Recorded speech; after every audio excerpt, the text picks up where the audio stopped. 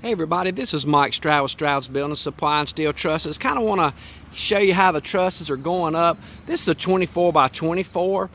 This is kind of like our standard carport size, and we use the tall post in all of our kits. You can figure 16 foot tall, 3 foot in the ground, and then you're going to have 13 foot out here on the eave, right here. Get my big thumb out of the way. And then you can see how the truss is going to drop down about 12 inches on the post there.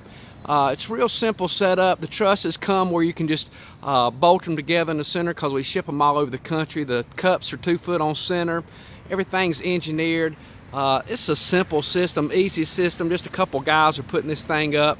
You can figure about $4.50 a square foot for everything. That's all your posts, your 2x6 purlins, all your trusses, all your metal roofing, all your ridge cap, your screws, your gable trim, eave trim, fascia trim. That's everything. So give me a call at 828-413-4201, 828-413-4201, and get yourself a pole barn, or visit me at stroudsbuildingsupply.com. God bless you.